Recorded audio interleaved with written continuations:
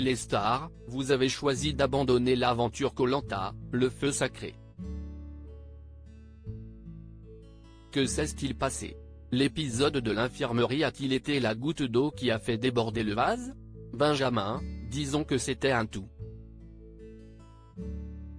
Le manque de nourriture, de sommeil, les pluies nocturnes, l'humidité, ma blessure à l'oreille et le fait de ne pas pouvoir chasser là-bas ont eu raison de moi. J'étais très affaibli et je n'avais plus aucune énergie. Je n'arrivais ni à me lever, ni à faire quoi que ce soit. Malheureusement, je ne voulais pas abandonner. Mais j'étais arrivé à bout physiquement. J'ai craqué et j'ai pris la décision d'abandonner. Avez-vous sous-estimé le jeu d'aventure? À la vue de mon abandon, je pense clairement avoir sous-estimé les difficultés de l'aventure. Avant de partir, je me doutais que ça allait être une aventure difficile évidemment. Mais je n'imaginais pas que ça allait l'être autant. Je ne pensais pas le vivre aussi mal physiquement parlant. Comment imaginiez-vous vos capacités en termes de survie et d'adaptation? Je n'avais aucune idée de la manière dont mon corps allait réagir au manque de nourriture ou à l'humidité. Pour parler honnêtement, je ne connaissais pas l'humidité. Si est-il la première fois que j'y étais réellement confronté. En temps normal, j'ai de très bonnes capacités sportives, mais celles de survie ont été très limitées. Rire. Dès le début du jeu vous sembliez affecté par les conditions.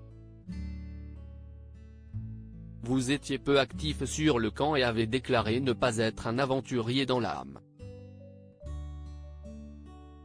Croyez-moi, je faisais beaucoup de choses. Même si sur le camp on me voyait peu actif, je peux vous assurer que je n'étais pas assis le plus clair de mon temps sur la plage. Mais j'ai tellement été impacté par le manque de nourriture que cela m'a affaibli. Finalement je m'imaginais en bien meilleur aventurier. Pourquoi aviez-vous donc postulé au programme de TF1? Mon père et moi sommes fans de koh Lanta. Je regarde depuis petit. Mon père a toujours voulu participer à l'émission. Il s'est d'ailleurs inscrit plusieurs fois et a passé les castings. Il a failli y participer mais finalement il n'a jamais été pris.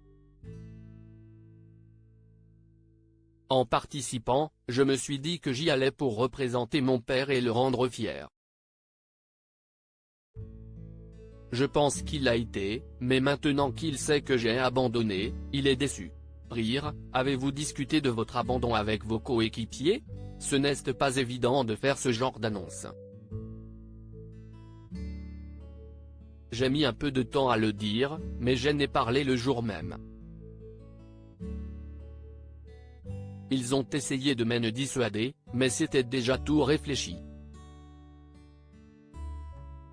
Dans ma tête c'était clair, j'avais déjà pris ma décision. Appréhendiez-vous la réaction des Panimans? On appréhende forcément la réaction de ses coéquipiers. Heureusement ils ont tous compris. Je n'ai eu aucune mauvaise réaction, tous voyaient bien que j'étais mal. Et celle de vos proches en découvrant la nouvelle. Point d'interrogation. Quand je suis rentré, je l'ai annoncé à mon père. Il ne me croyait pas et pensait que je lui faisais une blague. Quand il a compris que c'était vrai, il a été choqué et déçu. Mais il a fini par comprendre mon mal-être. Ça reste tout de même une déception pour moi. En annonçant votre décision à Denis Brognard, il vous a dit que tous les aventuriers ayant abandonné regrettaient leur choix. Cela vous a-t-il fait réfléchir? On aurait pu me dire n'importe quoi, ma décision était déjà prise et je n'aurais pas changé Davis. J'étais arrivé à bout. Selon vous, votre aventure aurait-elle été différente sans le remaniement des équipes? Bien au contraire. Le remaniement des équipes a plutôt été bénéfique pour moi. Chez les jaunes j'étais sur la sellette. Grâce au remaniement des équipes, 3 ex-rouges sont venus dans notre équipe, ce qui m'a permis d'être en alliance jaune. Là, j'étais quasiment certain d'arriver à la réunification sereinement. Aujourd'hui, votre abandon a-t-il un goût amer? Non, parce que j'étais sûr de ma décision. Aujourd'hui encore, quand je repense à la difficulté, je ne regrette pas.